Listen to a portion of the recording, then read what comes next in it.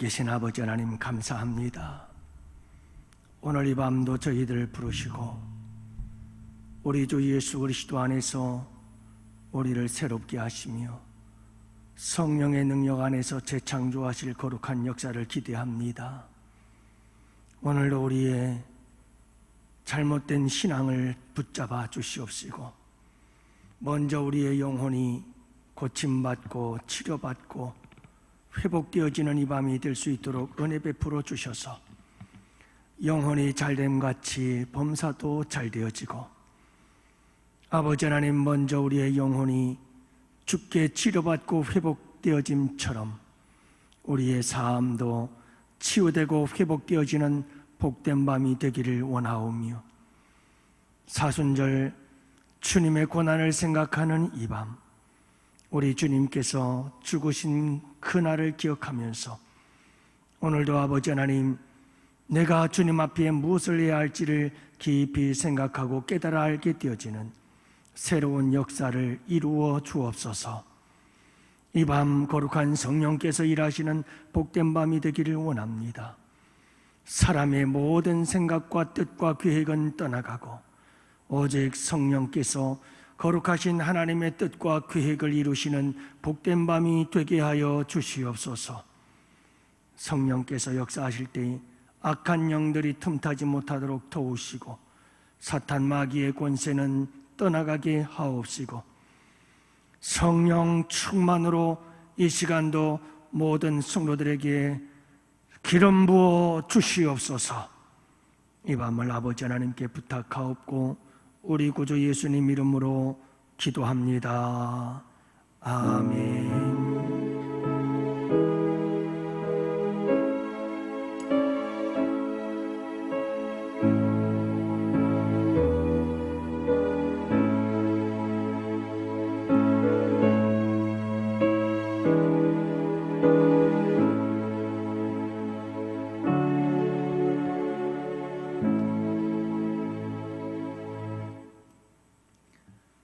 우리 다 같이 함께 하나님 말씀을 보십니다.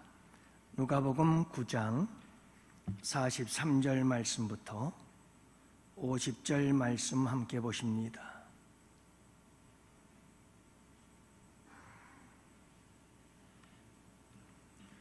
누가복음 9장 43절부터 50절 말씀, 이제 우리 다 같이 함께 한 목소리로 하나님 말씀 받들어 읽겠습니다. 사람들이 다 하나님의 위엄에 놀라니라. 그들이 다 그 행하시는 모든 일을 놀랍게 여길세 예수께서 제자들에게 이르시되 이 말을 너희 귀에 담아두라. 인자가 장차 사람들의 손에 넘겨지리라 하시되 그들이 이 말씀을 알지 못하니 이는 그들로 깨닫지 못하게 숨김과 되었음이라. 또 그들은 이 말씀을 묻기도 두려워하더라. 제자 중에서 누가 크냐 하는 변론이 일어나니 예수께서 그 마음에 변론하는 것을 아시고 어린아이 하나를 데려다가 자기 곁에 세우시고 그들에게 이르시되 누구든지 내 이름으로 이런 어린아이를 영접하면 곧 나를 영접함이요 또 누구든지 나를 영접하면 곧 나를 보내신 이를 영접함이라. 너희 모든 사람 중에 가장 작은 자가 큰 자니라. 요한이 여짜오되 주여 어떤 사람이 주의 이름으로 귀신을 쫓아내는 것을 우리가 보고 우리와 함께 따르지 아니하므로 금하였나이다. 예수께서 이르시되 금하지 말라. 너희를 반대하지 않는 자는 너희를 위하는 자니라 하시니라. 아멘. 할렐루야. 지난 한 주 또 사시느라고 고생들 많으셨습니다. 서로 우리 함께 인사합시다. 한 주간 고생 많으셨어요. 또 한번 이렇게 인사합시다. 주님의 은혜죠. 네.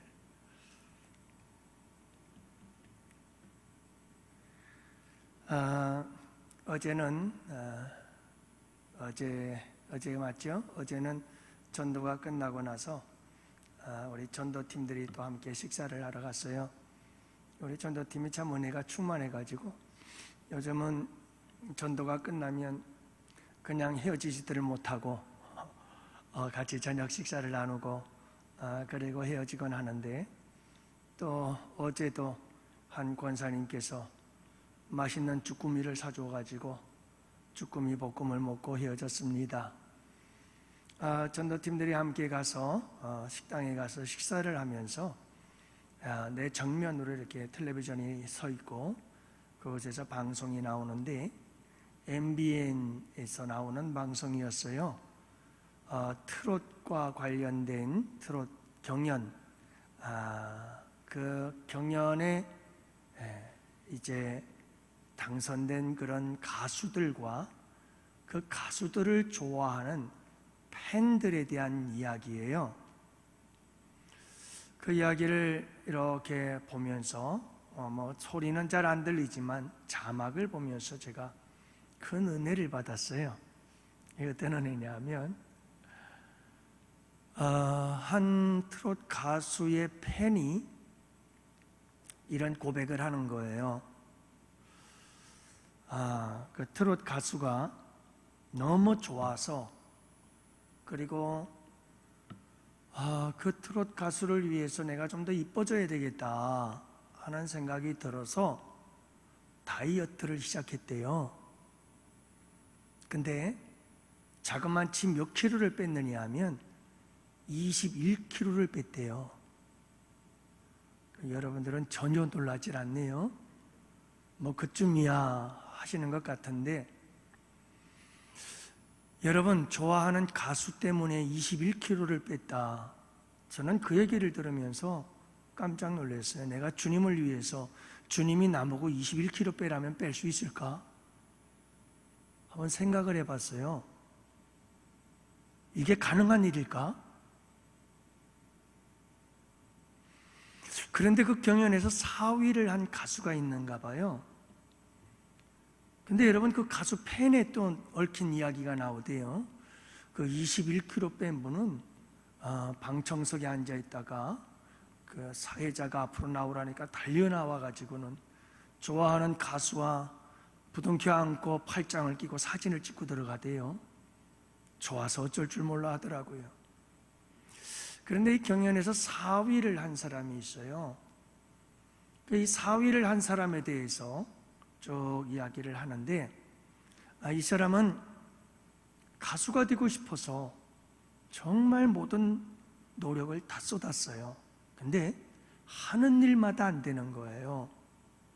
그래서 낙심이 되고 절망이 되고 이제는 지쳐서 모든 것을 포기하고 내려놓으려다가 이 MBN에서 트롯 가수 경연 대회가 있다는 것을 소식을 듣고 용기를 내서 딱 마지막 한 번이다, 딱 마지막 한 번 더 힘을 내자.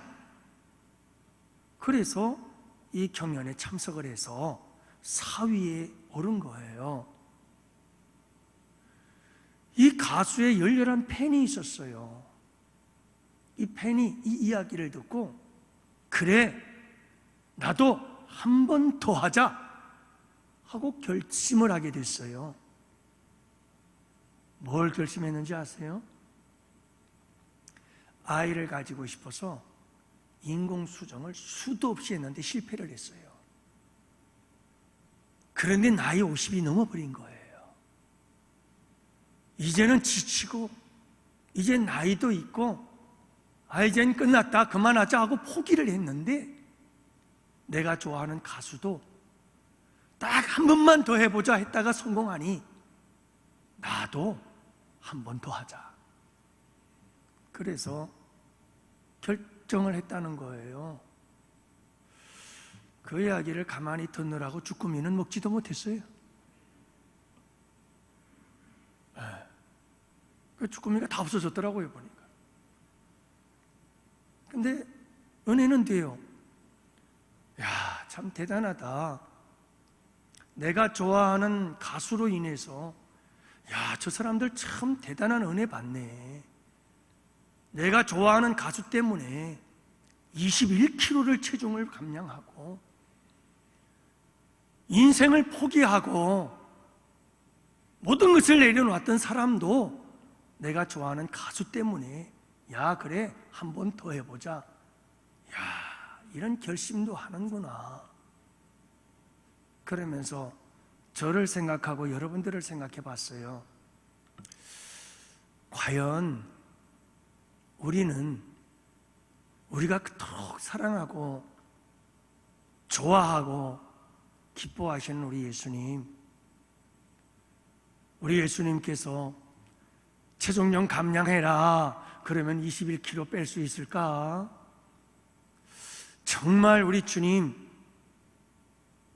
한 번 더 해보자 하고 우리 주님께서 뭔가를 행하셨다는 것을 따라서 나도 그래 우리 주님처럼 나도 한번 해보자 이런 도전이 우리에게 있나?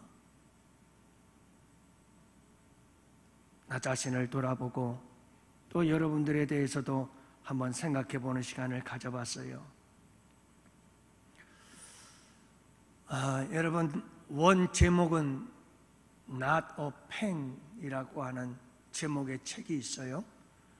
한글 번역 제목으로는 팬인가 제자인가 라고 하는 책인데요. 얼마 전에 굉장히 화제가 되어지고 많은 사람들에게 읽혀졌던 책이에요. 여러분들은 예수님의 팬이십니까? 예수님의 제자입니까? 아니면 팬만도 못한 자들일까 하는 생각을 저는 이 말씀을 준비하면서 저 자신에게 물어봤어요. 팬은 와서 환호하라. 그러니까 팬은 와가지고 막 환호하고 그러다가 그냥 바람처럼 사라져버리는 거죠. 그러나 제자는 와서 죽어라. 이게 제자거든요. 와서 나는 죽고 섬김의 삶을 사는 것, 이것이 제자의 의미예요. 나는 과연 팬인가 제자인가? 이 책의 저자인 카일 아이들먼이라고 하는 사람은 이런 말을 하죠. 예수님이 오늘 우리를 자신의 팬이 아닌 제자로 부르신다.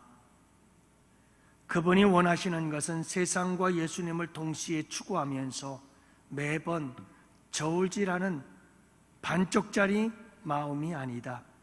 이제 예수 앞에 전부를 내려놓고 오직 그분만을 따르라고 말한다. 그리스도를 따르기 위해 모든 것을 버리는 기쁨, 오늘날 그리스도인이 꼭 소유해야 할 가장 소중한 가치이다 라고 말했습니다. 우리 차경희 집사님께서 마지막 멘토 넣으신 말이에요.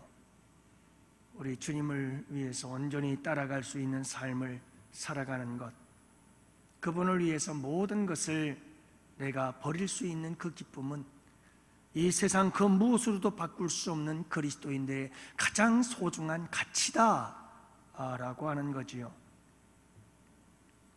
저는 오늘 여러분들과 함께 이 본문의 말씀 가지고 예수님의 제자들은, 오늘 본문에 나타난 예수님의 제자들은 팬만도 못하구나,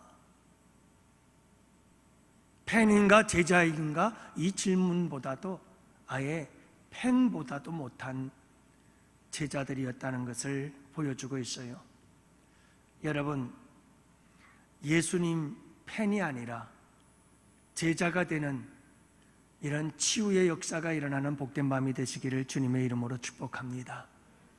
이 사순절 절기에 정말 나는 예수님의 팬인가 아니면 제자인가 하는 것을 우리가 좀 더 신중하게 생각을 해보고 돌아볼 수 있는 시간이 되었으면 좋겠고요. 그래서 오늘 여러분들과 함께 크게 두 가지 제목, 그리고 그 두 가지 제목에 따른 몇 가지 내용들을 함께 살펴보면서 은혜를 나누고자 합니다. 첫 번째로는 예수님의 순환 예고입니다.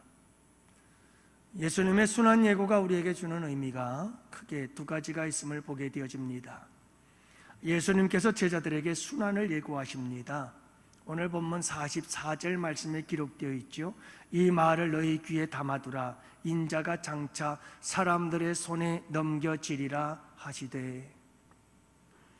자, 여러분, 우리 예수님께서 이제 내가 사람들의 손에 넘겨져서 십자가에 못 박혀 죽게 될 것이다, 이렇게 예고를 하시는 말씀입니다. 그런데 벌써 예수님은 순환 예고를 이미 앞서서 하신 일이 있습니다. 우리가 지난주에 살펴봤지만 누가복음 9장 31절 말씀에 보면 영광 중에 나타나사 장차 예수께서 예루살렘에서 별세하실 것을 말하였다고 하셨습니다. 예수님께서 예루살렘에서 별세하실 것이다, 십자가에 달려 돌아가실 것을 미리 말씀하신 겁니다. 그러니까 오늘 본문에 기록되어져 있는 예수님의 순환 예고는 두 번째 예고가 되겠죠. 여러분, 왜 예수님께서 이렇게 순환 예고를 하실까? 이 순환 예고에는 어떤 의미가 있을까라고 하는 것을 오늘 본문의 말씀의 문맥상 살펴보면 크게 두 가지 의미가 있습니다. 하나는 십자가에 달려 돌아가실 예수, 나는 이제 예루살렘에 가서 십자가에 못 박혀 죽게 될 것이다 라고 순환 예고를 하시는 예수님, 그 예수님은 영광스러운 하나님의 아들이시다 라고 하는 사실을 우리에게 보여주고 있습니다. 변화산상에서 예수님께서는 하나님의 아들로서 영광스러운 모습을 보여주지 않았어요? 변화산상에서 예수님께서 용모가 변하셨습니다. 옷에 광채가 나셨습니다. 영광스러운 모습을 보여줬죠. 하늘에서 구름 가운데 음성이 들려왔습니다. 이는 내 사랑하는 아들이요 내 기뻐하는 자다. 내 아들이고 내가 택한 자다. 하나님의 음성이 들렸습니다. 하나님께서 내 아들이다, 이 말입니다. 뿐만이 아닙니다. 여러분이 변화산상에서 우리 예수님 모세와 엘리야와 함께 만나서 천상의 세계의 모습 속에서 이미 죽은 지 오래인 모세와 엘리야, 그들을 만나 그들과 함께 이야기를 나누시는 모습을 보여주셨잖아요.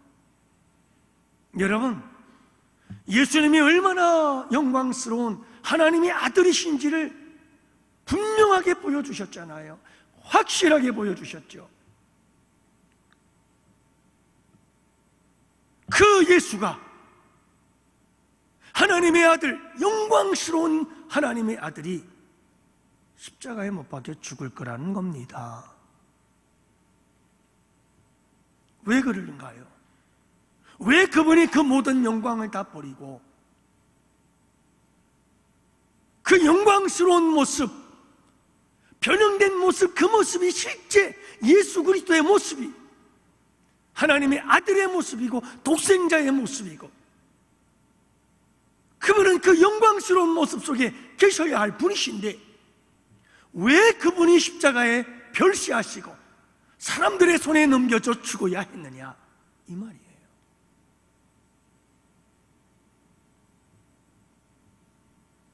이유는 하나예요. 우리를 위해서죠. 못난 우리를 위해서,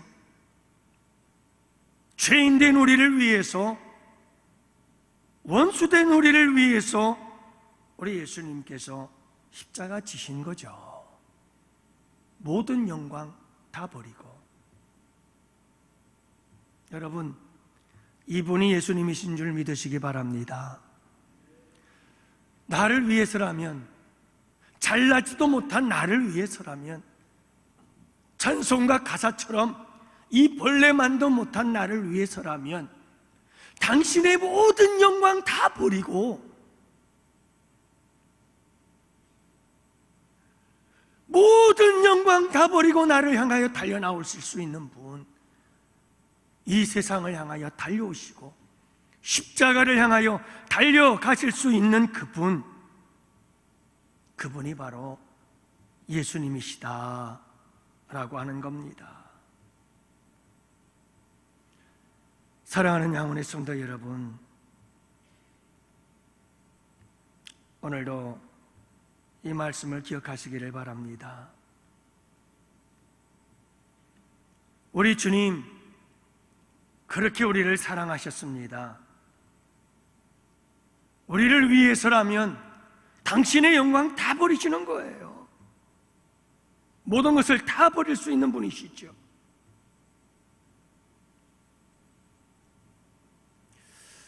저는 이 말씀을 보면서 그런 생각을 해봤어요.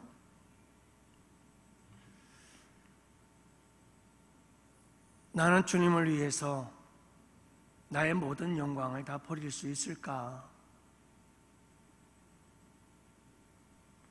그런 생각을 해보죠. 주님은 나를 위해서 당신의 모든 영광 다 버리셨는데, 그리고 날 위해서 십자가를 져주셨는데, 그 십자가의 사랑과 은혜에 감사하면서 감격해서 그분을 위해서 전적인 팬이 아닌 제자의 삶을 살아갈 수 있을까 하는 도전을 받아봤습니다. 사랑하는 양원의 성도 여러분, 우리가 그분의 사랑 앞에서 이런 찬양을 불러드리고 고백하는 것은 마땅하다고 생각을 해요. 우리 함께 찬양을 부르십시다. 우리의 고백이 될 수 있기를 원해요. 1000번을 불러도 10,000번을 불러도 늘 감동이요 은혜가 되시는 우리 주님, 그 모든 영광 버리고 이 땅에 오셔서 날 위하여 생명을 내어주신 그분, 여러분 우리 함께 1000번을 불러도 함께 찬양합시다.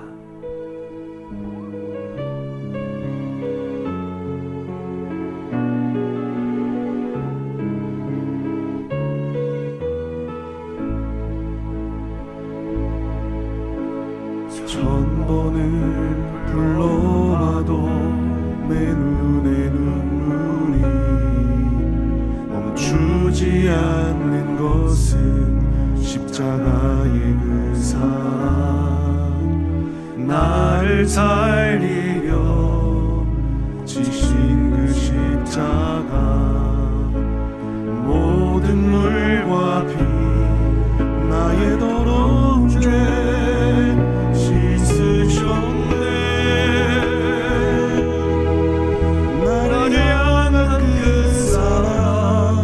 생명을 내어주사 영원한 생명을 내게 주심을 감사해.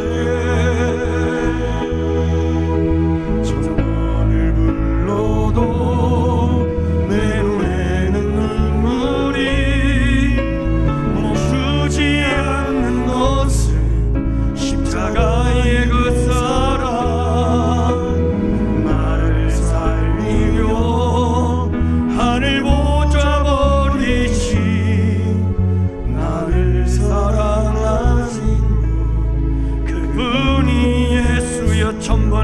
불러봐도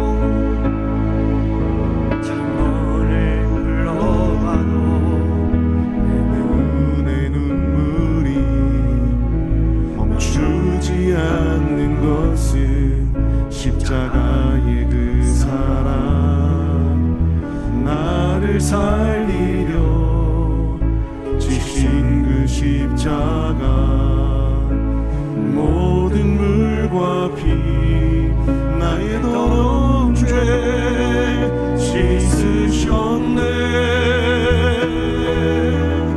나를 향한 그 사랑, 생명을 내어주사 영원한 생명을 내게 주심을 감사해. 1000번을 불러도 내 눈에 눈물이 멈추지 않는 것은 십자가의 그 사랑, 나를 살리려 하늘 보좌 버리신 나를 사랑하신 분, 그분이 예수여. 1000번을 불러도 1000번을 불러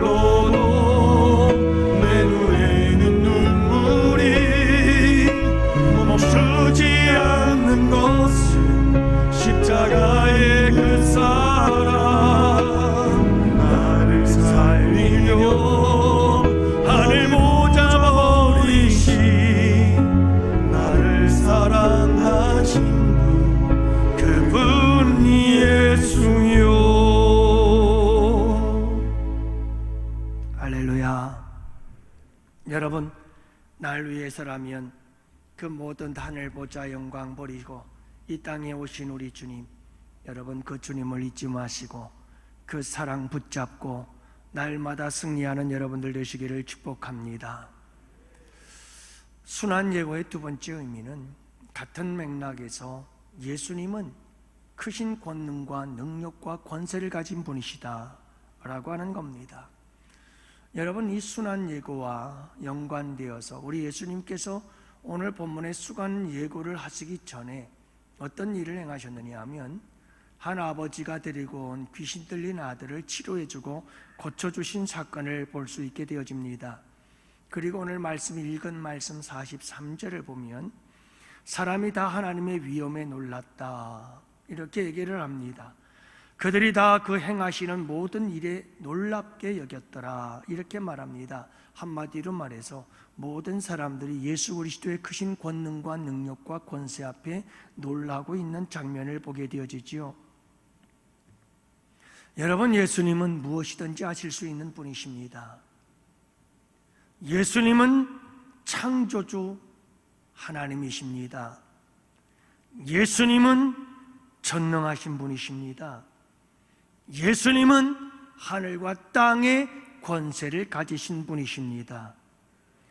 그런데 그럼에도 불구하고 그 예수님이 그 모든 권세와 능력을 다 내려놓으시고 죄인이 되셨습니다. 친히 죄인이 되셔서 저주를 받았습니다. 형벌을 받았습니다. 조롱을 받았습니다. 침뱉음을 당했습니다. 멸시와 천대를 받았습니다. 그리고 죽었습니다. 도대체 어떻게 이런 일이 있을 수 있을까? 우리 예수님에게는 천군과 천사들이 천천만만, 예수님에게는 무한한 권세와 능력이 있으신데 그분께서 왜 이렇게 흠도 없고 티도 없이 죄가 없으신 그 예수님께서 이렇게 초라한 모습으로, 연약한 모습으로 십자가에 달려 돌아가셔야 했나? 도대체 이유가 뭘까? 다른 이유가 없지요. 나를 위해서죠. 우리를 위해서죠.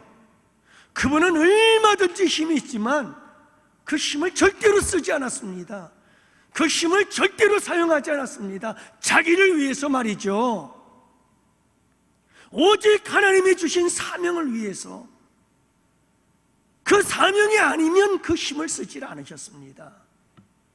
오히려 여러분, 십자가의 그 사명을 위해서 예수님은 자신이 가지고 있는 모든 권세와 능력과 권세를 다 내려놓으셨습니다.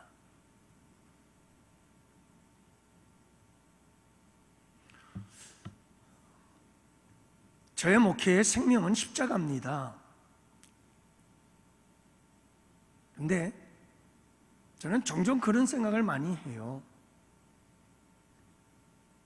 목회를 하다 보면 별의별 소리 다 듣죠. 억울할 때가 있어요. 누군가에게 비웃음과 조롱을 받을 때도 있죠. 또 참 목회자임에도 불구하고요, 목회자를 향해서 멸시하고 무시하고 천대하는 사람도 있어요. 그럴 때마다 발끈하는 나를 봐요.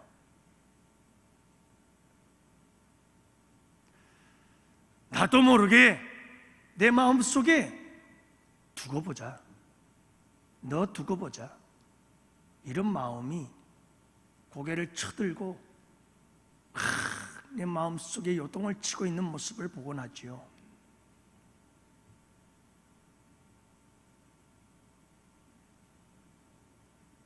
여러분, 이와 같이 힘들고 어렵고 속상하고 괴로울 때, 좀 내 자존심이 짓밟히고 상할 때 잠 못 들어하며 괴로워하고 있는 내 모습을 바라보곤 하지요.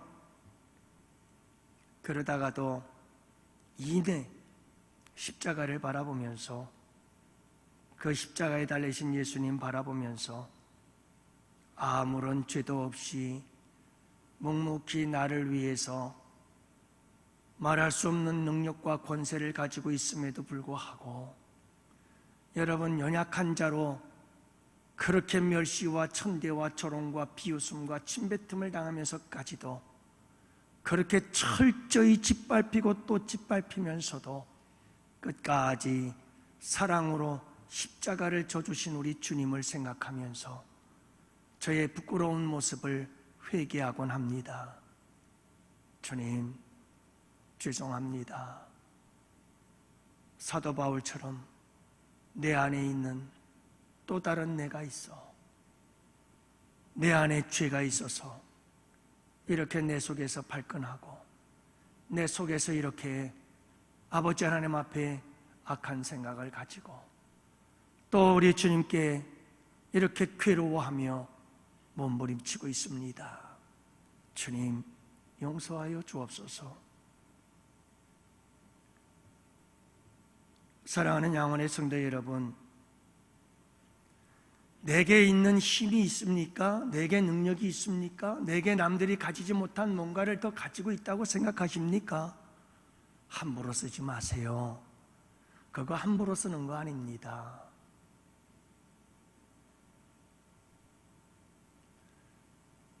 여러분, 내가 다른 사람보다 높은 지위에 있다고 생각하십니까? 그거 자체가 교만이지만 여러분, 그거 함부로 쓰는 거 아닙니다. 오직 나의 유익을 위해서가 아니라 여러분, 주님께서 맡겨주신 십자가를 위해서 모든 것을 포기할 줄 알아야 하는 겁니다. 모든 것을 내려놓을 줄 알아야 합니다. 내 힘도 내 능력도 내가 가진 권세도 모든 것을 다 내려놓을 줄 알아야 돼요. 그것이 여러분, 우리 주님께서 날 위해서 순환 예고를 통해 십자가를 지심으로 우리에게 보여주신 놀라운 사랑인 것을 잊지 마시기를 바랍니다. 자, 그런데 여러분, 이렇게 예수님은 우리를 위해서 영광을 다 버리고 당신이 가지신 모든 권세와 능력 다 내려놓고 포기하고 그리고 우리를 위해서 십자가에 죽을 것이라고 예언하고 그렇게 예고를 하고 그렇게 제자들과 함께 야, 너희들이라도 나와 함께 그 길을 좀 가자. 일어나서 함께 가자. 십자가의 그 길 나랑 함께 가자. 나 이제 곧 그 길을 가게 될 거야. 너희들도 같이 가지 않으련? 그렇게 말씀하고 예고하고 계시는데 제자들을 보세요. 오늘 말씀에 보면 제자들이 하는 이 행동을 보십시오. 제자들이 취한 이 태도를 보십시오. 제자들이 가지고 있던 그들의 마음의 생각을 보십시오. 뭔지 아시나요? 누가 크냐? 누가 크냐? 아니, 예수님은 순환 예고를 하시면서 내가 이제 죽을 거다. 내가 누군데? 영광스러운 하나님의 아들이야. 하지만 그 영광 다 버리고 난 낮아지고 낮아져서 난 죽을 거야 이제. 너희들을 위해서. 내가 누군 줄 아니? 내가 하늘과 땅의 권세를 가진 자요, 모든 권세와 능력이 내게 있어. 창조주의 능력이요, 전능하신 능력을 가진 자야. 그러나 내가 너희들을 위해서 모든 것을 내려놓고 낮아져서 난 너희들을 위해서 십자가 질 거야. 이제 곧 나 죽는다니까. 주님은 그렇게 말씀하고 있는데 제자들은 누가 크냐고 싸우고 있는 거예요. 네가 크냐 내가 크냐, 내가 더 영광스러운 자리에 앉을 거냐 내가 영광스러운 자리에 앉을 거냐, 내가 잘났냐 내가 잘났냐, 내가 더 높으냐 내가 더 높으냐, 자리 싸움을 하고 있는 거예요. 여러분, 이게 상상이 돼요? 예수님이 지금 바로 전에 내가 곧 사람들에게 넘겨져 죽을 거야. 지금 예수님은 죽는다고 말씀하시는데 제자들은 누가 더 크냐고 싸우고 있다니까요. 네가 잘났냐 내가 잘났느냐 싸우고 있는 거예요 지금.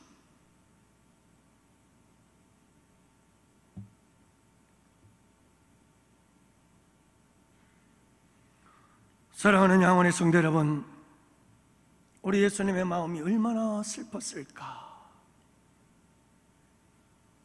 얼마나 우리 예수님의 마음이 상했을까? 당신께서 그 십자가의 길을 가면서 너희들도 나와 함께 갈 수 없겠니? 나 이제 곧 예루살렘에 올라가면 고난당하고 너희를 위해서 죽을 텐데, 그렇게 우리 주님 말씀하고 계시는데 서로 누가 크냐고.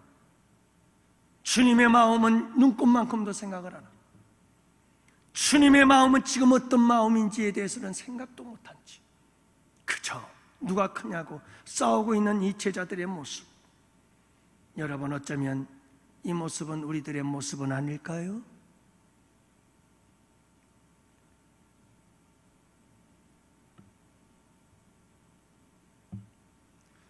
그렇다면 여러분 중요한 것은 그겁니다. 왜 도대체 제자들에게 이런 일이 발생했을까? 이런 어처구니 없는 일들이 왜 일어나는 걸까? 그게 이유가 있어요.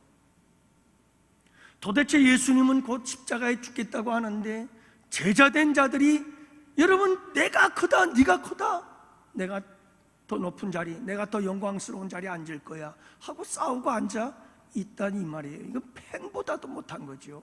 제자는 무슨 제자예요. 그런데요 이유가 있어요. 이럴 수밖에 없었던 이유가 몇 가지 있습니다. 첫 번째가 십자가의 구원의 원리를 오해하고 있었어요. 여러분 구원의 원리를 오해하고 있었어요. 착각하고 있었어요. 이건 너무나 중요한 거예요.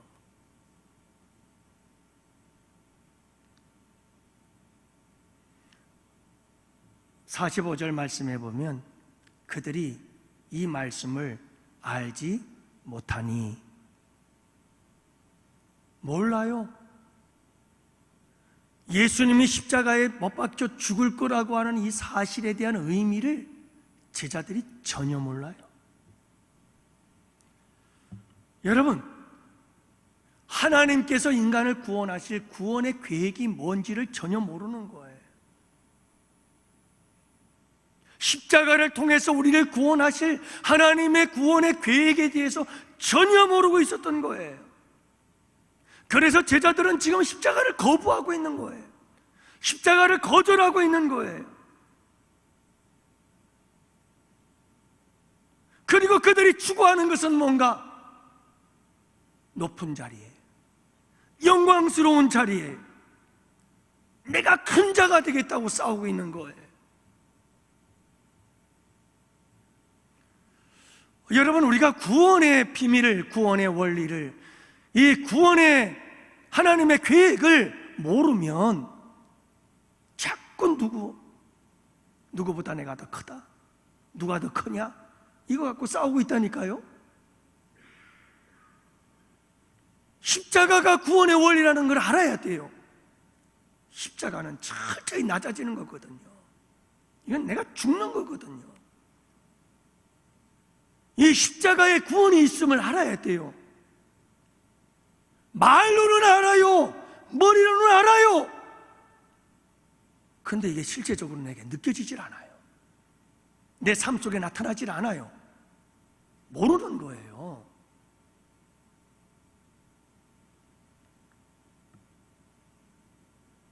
여러분, 제자들은 지금 아무것도 모르고 있어요. 예수님이 죽는다고 얘기를 하는데 그 십자가의 죽음이 뭔지를 몰라요.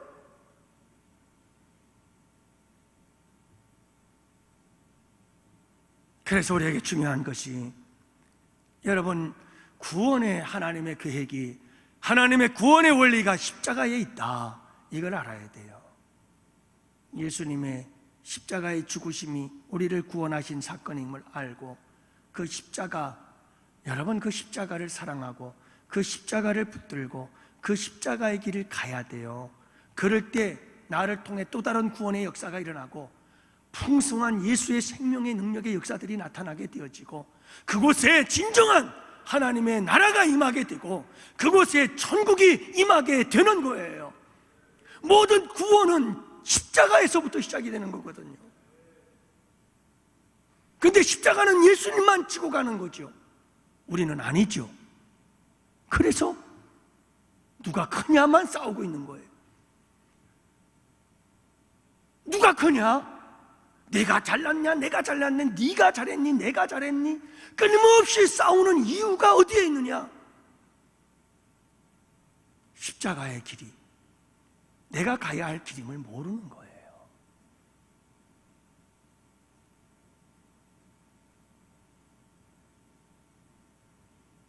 그래서 제자들은 지금 싸우고 있어요. 사랑하는 양원의 성도 여러분, 갈보리산 위에 십자가 섰으니 최후 승리를 얻기까지 주의 십자가 사랑하리. 빛난 멸류관 받기까지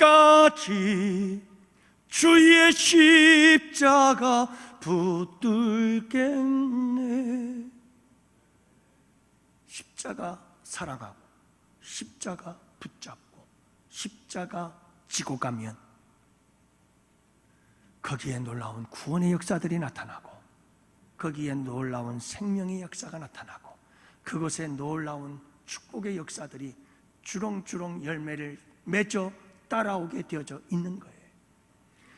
이 믿음의 놀라운 원리를 몰랐어요, 제자들은. 그러니까 십자가는 고난, 죽는 거 상상도 못하죠. 다 거절해버리는 거예요. 외면해버리는 거예요. 그리고는 한다는 짓이 그거예요. 누가 크냐? 그것만 싸우고 있는 거죠. 사랑하는 양원의 성도 여러분, 이 찬송가를 지으신 분이 있습니다. 베나드라고 하는 분이죠. 하루는 부흥회를 갔습니다. 부흥회를 가가지고 부흥회를 인도하는 가운데 하나님께서 한 가지 환상을 보여주시죠. 그게 뭐냐 하면 성도들, 앞에 있는 성도들, 그 성도들 사이사이로 막 그리스도의 피가 흘러요. 그런 환상을 보고 집으로 돌아와서 도대체 왜 이런 환상을 내게 보여주는 걸까? 내가 그동안 너무 바쁜 일정 때문에 타성에 젖어서 집회를 하고 있음에 대한 하나님의 경고가 아닐까 생각하면서 그는 이 십자가와 부활의 능력에 대해서 고민을 하고 있었어요. 그런 중에 집회를 마치고 돌아와 집으로 돌아와는 잠깐 쉬는 동안에 하나님께서 또 환상을 보여주시는데 십자가의 환상이었어요. 그 십자가에서 피가 막 흘러내리더니 자기 머리서부터 발끝까지 다 적시는 거예요.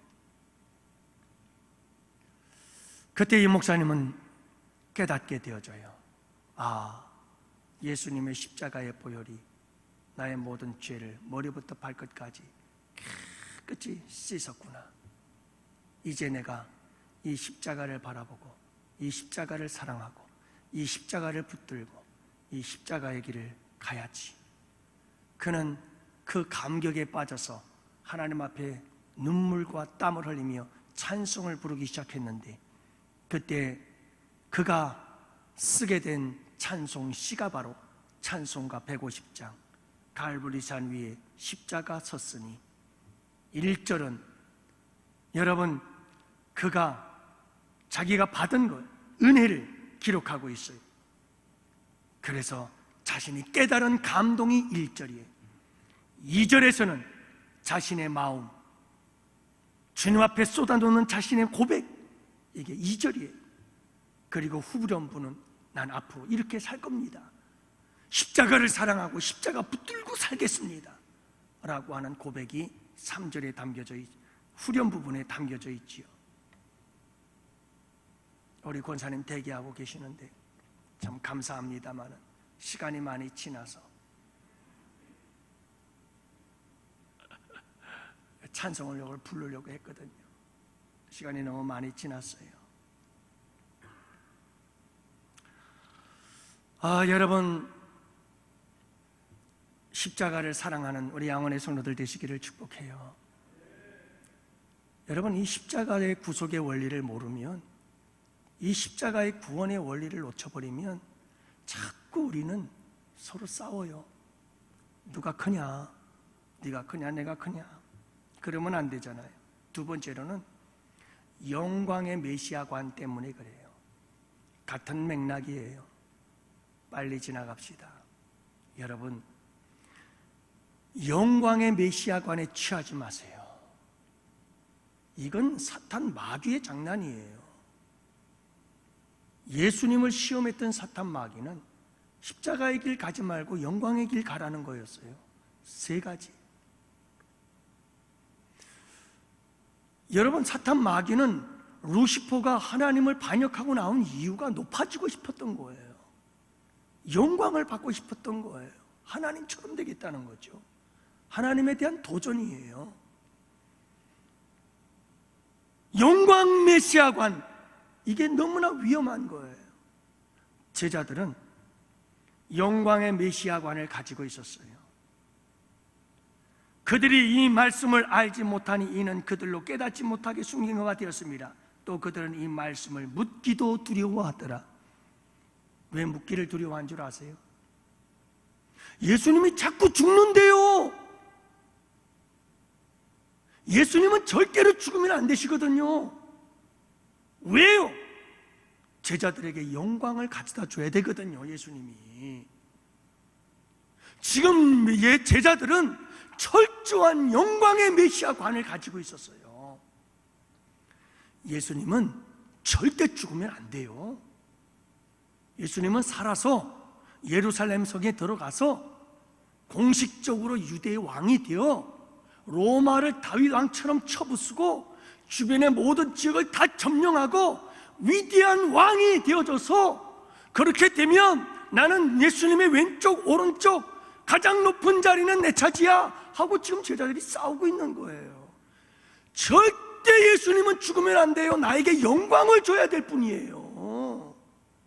내게 한 자리 주실 뿐이거든요. 나에게 성공을 주실 뿐이고요, 나를 갑부로 만들어줘야 될 뿐이시고요, 예수님은 내 인생에 대박을 가져다 줘야 될 뿐이거든요. 그 영광의 메시아 관이 꽉 차 있었다니까요, 제자들에게.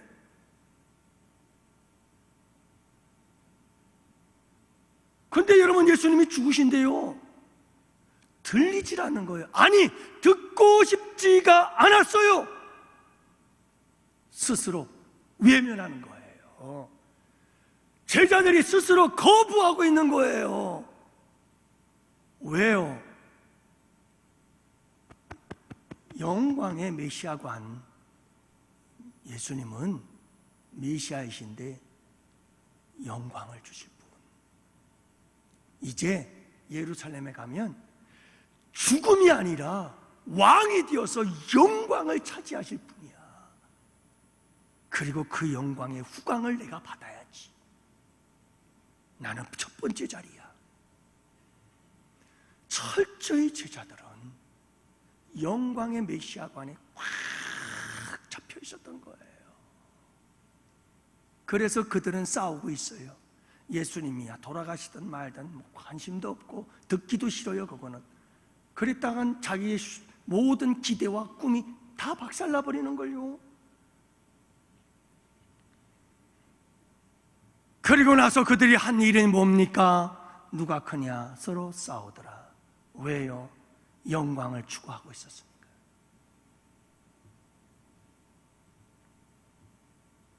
여러분, 십자가의 메시아를 생각하면 싸울 일이 없어요. 그러나 영광의 메시아관에 사로잡힌 자들은 끊임없이 누가 크냐 하고 싸울 수밖에 없게 되는 거죠. 하나님 나라의 원리를 몰라서 그래요. 세 번째입니다. 여러분, 하나님 나라의 원리를 몰라요, 제자들이.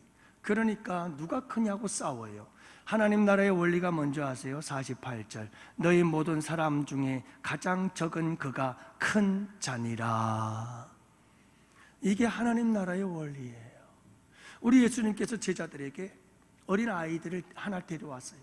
어린 아이 하나 데려다 놓고 앞에 세워놓고, 얘들아, 이 어린아이와 같이 지극히 작은 자를 잘 섬길 줄 알아야 되고, 이 어린아이를 영접하기를 나를 영접하는 것처럼 영접하는 것, 이 어린아이와 같이 지극히 작은 자가 큰 자가 되는 거야. 작아지는 자가 큰 자가 돼. 우리 주님께서 시청각적으로 교육을 시켜주고 있어요. 아이를 데려다 놓고 보여주면서 설명을 하는 거예요. 하나님 나라의 원리, 천국의 원리, 성경의 원리, 교회의 원리. 교회의 원리는 누가 큰 사람인가? 나는 작은 자입니다. 모든 성도 중에 지극히 작은 자보다 더 작은 나가 바로 납니다. 그 사람이 큰 자요. 그 사람이 가장 큰 사람이에요. 이게 우리 양원교회가 되어야 되는 거예요. 이게 하나님 나라의 원리예요. 근데 제자들은 그걸 몰랐던 거예요. 그냥 힘있고 권세 있고 호령하고 큰 소리 치고, 이게 큰 사람인 줄 알았던 거죠.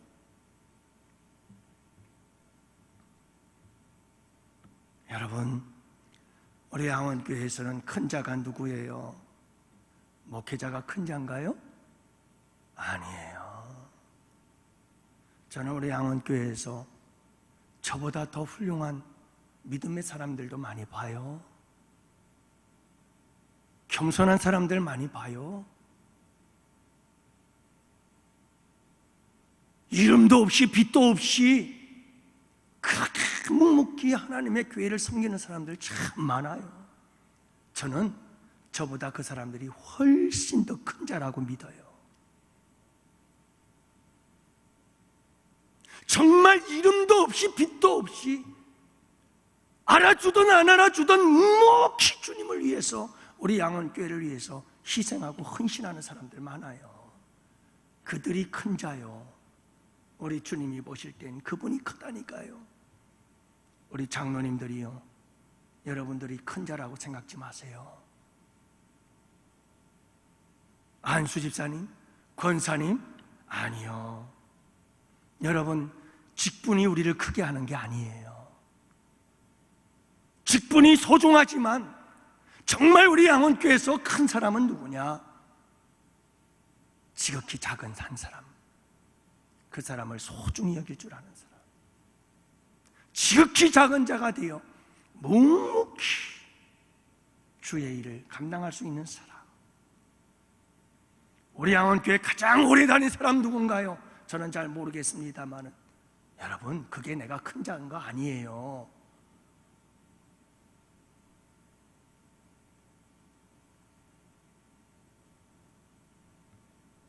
우리 양원교회 헌금 많이 한 사람 누군지 모르겠어요. 하지만 헌금 많이 했다고 그가 큰 사람 아니에요. 나는 작은 자입니다. 나는 아무것도 한 것 없습니다. 나는 보잘것없습니다. 나는 모든 성도 중에 지극히 작은 자보다 난 더 작은 자입니다 라고 고백하고 끊임없이 자기를 낮추는 자가 우리 양원교회에서는 제일 큰 자요. 주님이 그러시잖아요.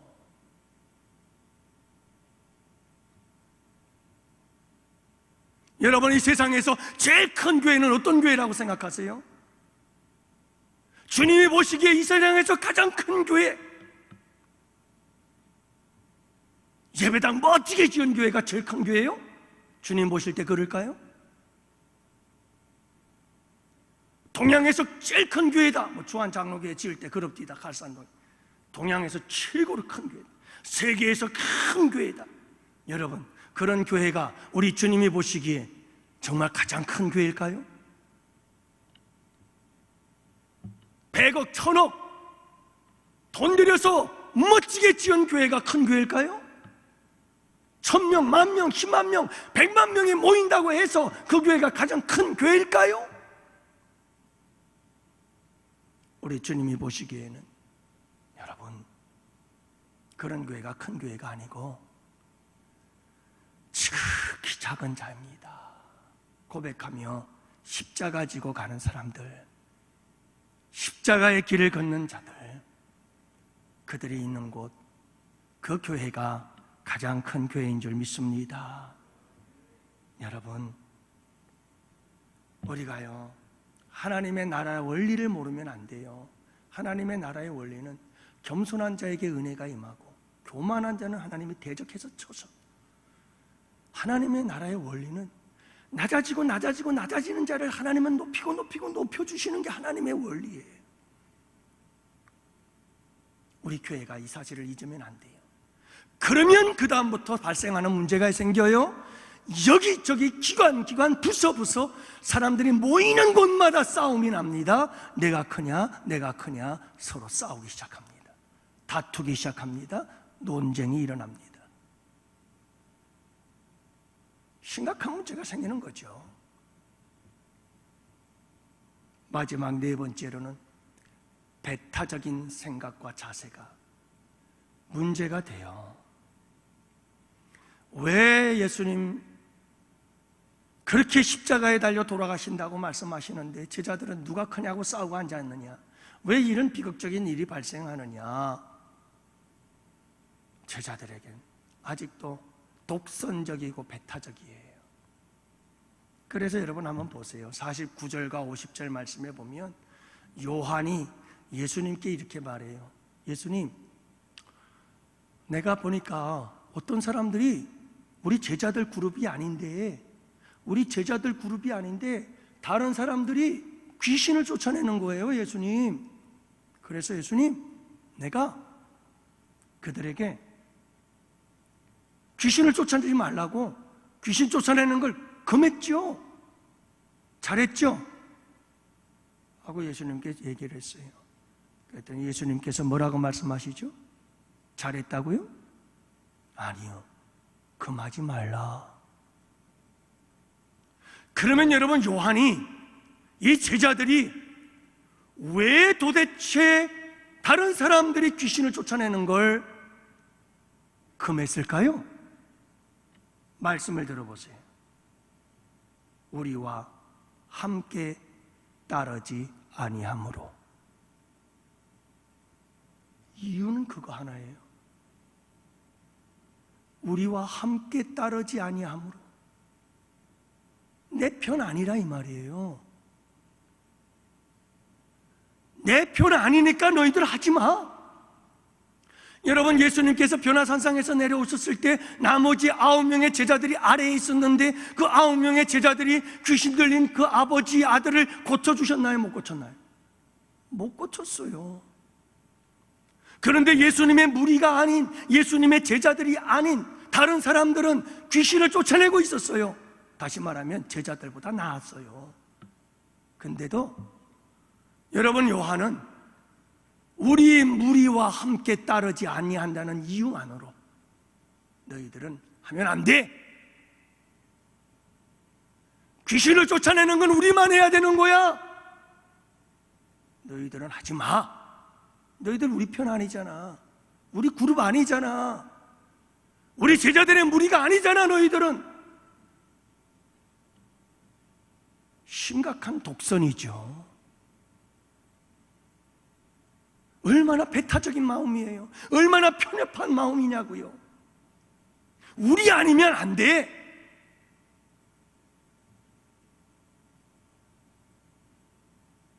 이런 마음을 가지고 있으면 끊임없이 싸워요. 자기들끼리도 싸우잖아요. 누가 크냐고. 제자들끼리도 싸우는 거예요. 우리 무리를 따르지 않는다고 배타적이고 독선적으로 쫓아내지만 그러면서도 자기 안에서들 신나게 싸우고 있어요. 누가 크냐고. 원래 독선적인 사람들이 그래요. 끊임없이 싸워요. 끊임없이 싸워요. 그래서 독선적이고 배타적인 사람들, 무리들이 있으면 그냥 놔두면 돼요. 자기들끼리 싸워서 다 풍지박산 나요. 스스로 멸망하게 되어 있어요. 사랑하는 양원의 성도 여러분, 예수님의 십자가를 바라보세요. 십자가는 절대로 독선적이지 않아요. 십자가는 배타적이지 않아요. 예수님은 십자가에 두 팔 벌려 돌아가셨어요. 예수님께서 모든 사람 다 와라, 내가 다 품어줄게, 내가 다 안아줄게. 십자가는 관용의 상징이에요. 포용의 상징이에요. 십자가는 포용인 거예요. 다 품어주겠다는 거예요. 다 안아주겠다는 거예요. 모든 사람들을. 우리 양원의 성도 여러분, 우리가 사순절 절기를 지내면서, 오늘 이 철야 예배를 지내면서 우리에게 참 안타까운 사실은, 여러분, 우리가 이 제자들의 모습은 아닐까? 팻만도 못한 모습은 아닐까? 예수님은 나는 이제 십자가에 죽을 거야, 난 이제 죽을 거야, 고뇌에 차서 우리 주님은 십자가의 죽음을 예고하고 함께 가자고 그렇게 주님께서 예고하고 계시는데, 우리는 그 옆에서 예수님의 그 마음과 예수님의 그 기분, 예수님의 그 고뇌는 아예 생각지도 않고 끊임없이 영광에 취해서 내가 크냐, 내가 크냐, 네가 잘났냐, 내가 잘났느냐, 끊임없이 싸우고 있지는 않나. 이게 우리 교회 모습은 아닐까?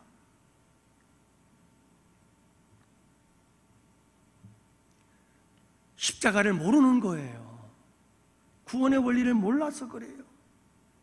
하나님의 나라의 원리, 작은 자가 큰 자라는 걸 몰라서 그래요. 큰 자는 작은 자가 돼요. 주님께서 낮추신다니까요. 철저히 낮춰버려요. 그러나 낮아지세요, 낮아지세요. 그래야 하나님이 그를 높여요. 이게 하나님 나라의 원리인데 이 원리를 모르는 거예요. 미련한 거죠. 어리석은 거죠.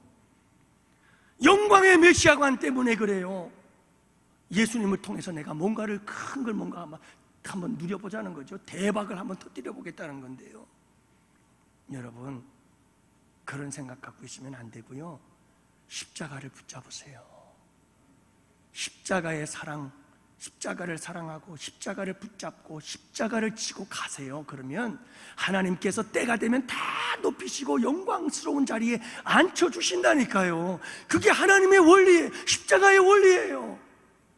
부활의 원리고 영광의 원리인 거예요. 근데 십자가를 거절하고 외면하고 거절해버린 채 영광만 달라는 거예요. 이게 있을 수 있겠느냐 말이에요.